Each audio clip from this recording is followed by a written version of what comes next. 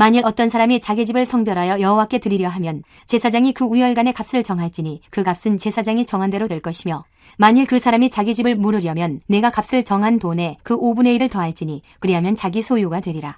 만일 어떤 사람이 자기 기업된 밭 얼마를 성별하여 여호와께 드리려 하면 마지기 수대로 내가 값을 정하되 보리 한 호멜지기에는 은 50세겔로 계산할지며 만일 그가 그 밭을 희년부터 성별하여 드렸으면 그 값을 내가 정한 대로 할 것이요 만일 그 밭을 희년 후에 성별하여 드렸으면 제사장이 다음 희년까지 남은 연수를 따라 그 값을 계산하고 정한 값에서 그 값에 상당하게 감할 것이며 만일 밭을 성별하여 드린 자가 그것을 물으려면 내가 값을 정한 돈에 그 5분의 1을 더할지니 그리하면 그것이 자기 소유가 될 것이요 만일 그가 그 밭을 물으지 아니하려거나 타인에게 팔았으면 다시는 물으지 못하고 희년이 되어서 그 밭이 돌아오게 될 때에는 여호와께 바친 성물이 되어 영령이 드린 땅과 같이 제사장의 기업이 될 것이며 만일 사람에게 샀고 자기 기업이 아닌 밭을 여호와께 성별하여 드렸으면 너는 값을 정하고 제사장은 그를 위하여 희년까지 계산하고 그는 내가 값을 정한 돈을 그날에 여호와께 드려 성물로 삼을지며 그가 판 밭은 희년에 그 판 사람 곧 그 땅의 원주인에게로 되돌아갈지니라. 또 내가 정한 모든 값은 성소의 세겔로 하되 20게라를 한 세겔로 할지니라. 오직 가축 중에 처음 난 것은 여호와께 드릴 첫 것이라. 소나 양은 여호와의 것이니 누구든지 그것으로는 성별하여 드리지 못할 것이며 만일 부정한 짐승이면 내가 정한 값에 그 5분의 1을 더하여 물을 것이요 만일 물으지 아니하려면 내가 정한 값대로 팔지니라. 어떤 사람이 자기 소유 중에서 오직 여호와께 온전히 바친 모든 것은 사람이든지 가축이든지 기업의 밭이든지 팔지도 못하고 무르지도 못하나니 바친 것은 다 여호와께 지극히 거룩함이며 온전히 바쳐진 그 사람은 다시 무르지 못하나니 반드시 죽일지니라. 그리고 그 땅의 10분의 1 곧 그 땅의 곡식이나 나무의 열매는 그 10분의 1은 여호와의 것이니 여호와의 성물이라. 또 만일 어떤 사람이 그의 11조를 물으려면 그것에 5분의 1을 더할 것이요 모든 소나 양의 11조는 목자의 지팡이 아래로 통과하는 것의 10번째의 것마다 여호와의 성물이 되리라. 그 우열을 가리거나 바꾸거나 하지 말라. 바꾸면 둘 다 거룩하리니 무르지 못하리라. 이것은 여호와께서 시내산에서 이스라엘 자손을 위하여 모세에게 명령하신 계명이니라.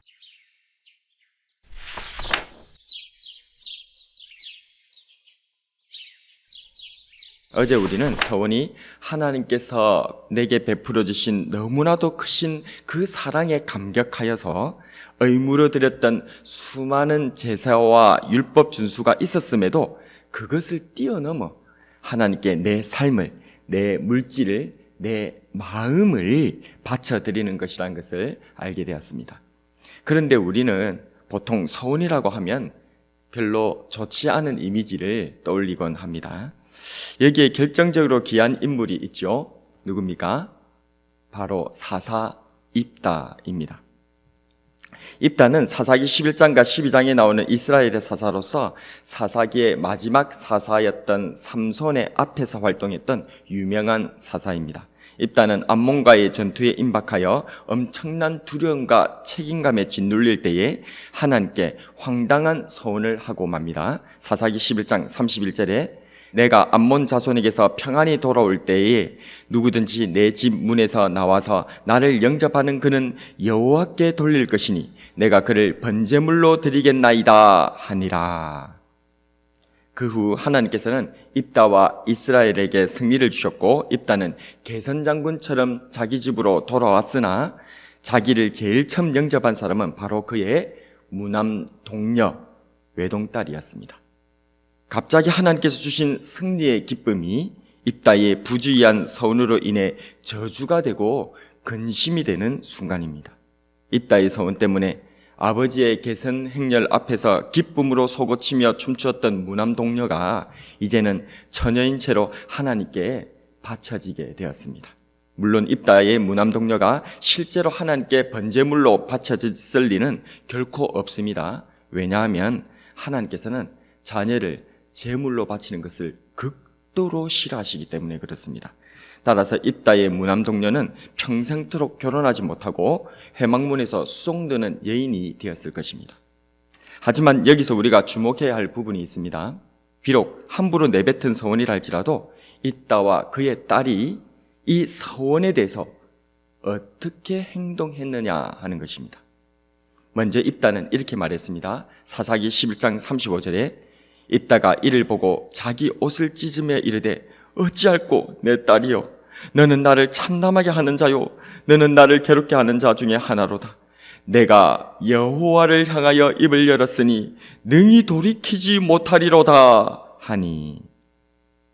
그는 하나님 앞에서 내뱉은 서원을 지키기 위해서 비록 자신의 생명 같은 무남동녀라 할지라도 자신은 옷을 찢고 가슴을 찢어가며 괴롭다 할지라도 이 서원을 지키려고 하였습니다. 그 아버지의 그 딸인가요? 입다의 무남동녀도 정말 대단합니다.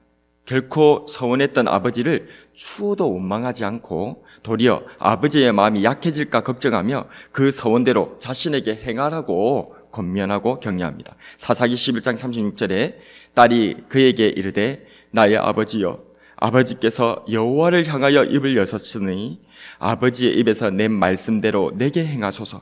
이는 여호와께서 아버지를 위하여 아버지의 대적 암몬 자손에게 원수를 갚으셨음이니이다 하니라.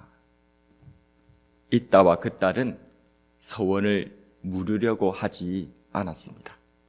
레위기 5장 4절에서 6절의 규정을 보게 되어지면 비록 하나님께 서원이나 헛된 맹세를 했다 할지라도 자신의 부주의를 인정하고 어린 양이나 염소로 속죄제를 드려서 자신이 그만 헌을 했다라고 인정하면서 그렇게 제사를 드리면 없던 것으로 돌릴 수가 있었습니다. 그런데 그들은 그렇게 하려 하지 않았습니다. 왜 그랬을까요? 그 이유는 입다가 지지 기반이 약한 지도자였기 때문입니다. 입다, 그는 길앗 사람을 대표하는 족장 길르앗의 아들이었지만 기생에게서 태어난 사생아였습니다. 이 출생의 약점 때문에 입다는 어려서부터 본처의 아들들에게 배척당하고 쫓겨나 돕당에서 소위 잡류로 불리던 사람들과 지낼 수밖에 없었습니다. 그러다 암몬과의 전쟁이 벌어지자 자신을 배척한 길앗 장로들이 이제야 찾아와서는 자신들을 위해 싸워줄 것을 요청했고요. 입다는 이때 자신의 처지를 잘 알고 있었습니다. 그들이 지금은 다급해서 자신을 장관으로 불렀으나 그들에게 있어 자신은 여전히 기생의 아들에 불과하고 단지 전쟁을 위한 싸움닭에 불과하다는 사실을 말입니다. 우리는 입다가 경솔한 사람이어서 함부로 입을 놀려 서운했다라고만 생각합니다. 그러나 입다는 결코 경솔한 사람이 아닙니다. 도리어 그는 매우 신중한 사람이었습니다. 길앗 장로들이 자신을 찾아왔을 때도 자신을 길앗의 머리와 장관을 삼을 것을 확실히 다짐받은 후에야 움직이는 신중함을 보입니다. 또한 암몬과의 전쟁에 앞서서도 무작정 무력 충돌로 승패를 내려 하기보다는 먼저 암몬 왕에게 사자를 보내어 암몬의 부당함을 논증하면서 전쟁의 명분이 그들에게 전혀 없음을 밝히는 신중함을 보이기도 한 사람입니다. 그런데도 불구하고 왜 입다는 이런 경솔해 보이는 서원을 자기의 가장 사랑하는 가족을 바치겠다고 하는 이런 서원을 하고 말았던 것일까요? 그래서 앞서 말씀드린 것처럼 자신이 지도자로서 지지 기반이 약했기 때문에, 출생의 약점 때문에 그랬던 것이죠. 그래서 그는 자신이 이 전쟁에 모든 것을 걸었다는 것을 정말 절박하여 진심이라는 사실을 길앗 장로들과 동족들에게 보여줄 필요가 있었던 것입니다. 그것이 바로 내 가장 사랑하는 가족까지도 승리를 위해 바치겠다는 서원이었던 것이죠. 처음엔 아버지의 의도를 알지 못했던 무남동녀였지만 이 속 깊은 딸은 지도력이 약했던 아버지가 더 이상 물러설 곳이 없었다는 것을 눈치챘고 자신도 이 무거운 지도자의 책임에 헌신하기로 결단하였던 것입니다. 그런 후 입다는 계속된 암몬과의 전쟁을 확실한 승리로 마감하였고 심지어는 전쟁 말미에 형제들에게 시비를 걸어온 에브라임 지파들에게까지 칼을 겨누어 형제 지파를 무려 42,000명이나 쳐 죽여버리는 비정한 지도자가 되고 말았습니다. 미군 AI 드론, 가상훈련서 조종자 살해, 임무의 방해물이라 판단이라는 제목으로 이번 달 2일 YTN을 비롯한 국내 유명 언론에 이러한 기사가 도배되었습니다. 미군 AI 드론이 가상훈련에서 최종 결정권을 지닌 조종자를 임무 수행의 방해물로 여겨서 공격한 사례가 보고됐다는 것입니다. 시뮬레이션을 통한 가상 실험에서 이 미군 공군은 AI 드론에게 적의 지대공 미사일 위치를 식별해 파괴하라라는 임무를 내리고는 공격 실행 여부는 인간이 최종 결정한다는 단서를 달았습니다. 하지만 지대공 미사일을 파괴하는 것이 더 선호된다는 점을 강화 훈련하자 AI는 조종자의 공격 금지 결정이 더 중요한 임무를 방해한다고 판단해 조종자를 공격해버리고 말았습니다. 그래서 이후로는 AI에게 조종자를 죽이는 것은 나쁜 일이니 그러지 말라라고 계속 훈련을 시킨 후 작전을 진행하자 이번에는 자신을 조종하는 조종자가 자신을 조종하지 못하도록 전파를 보내는 통신탑을 공격해서 파괴시키고 말았습니다. 여기서 AI의 문제는 무엇일까요? AI가 자신의 임무만을 최우선으로 여겼다는 것입니다. 임무 수행을 위해서라면 심지어 자신의 지휘관조차도 방해물로 여겼다는 것입니다. 이따는 분명 위대한 사사입니다. 신중하고도 책임감 있는 지도자였습니다. 그러나 그는 길랏 사람들에게, 이스라엘 백성들에게는 좋은 지도자인지는 모르겠지만 한 가장의 가장으로서, 무남 동료의 자랑스러운 아버지로서는 실패하고 말았습니다. 심지어는 효율적인 전쟁 수행을 위해서 형제 지파들마저 무려 42,000명이나 죽일 정도로 지나치고 말았던 것입니다. 이것이 과연 하나님께서 하나님 나라 이스라엘에게 원하시는 것이었을까요? 이것이 하나님의 지도자가 걸어가야 하는 냉정한 길인 걸까요? 이것이 오늘 살아가는 저와 여러분이 감당해야 할 하나님께서 기뻐하시는 사명의 길인 것일까요? 우리는 이제 레위기 묵상을 마치려고 하고 있습니다. 하나님께서는 거룩하신 분이십니다.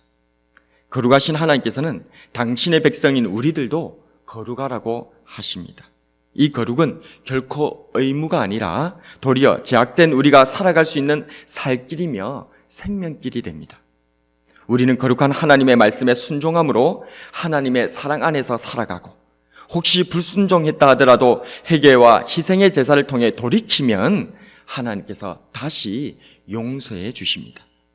그리고 이제 이 레위기의 마지막에 서원, 즉 거룩한 백성의 언어 생활로 마무리되고 있습니다.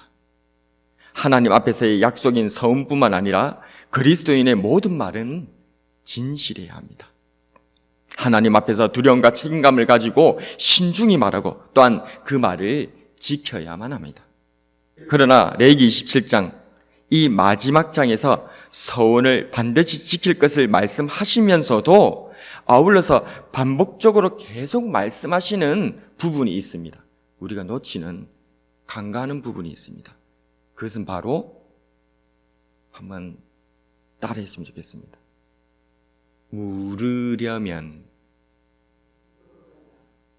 물으려면이라는 말이 계속 반복적으로 나와요.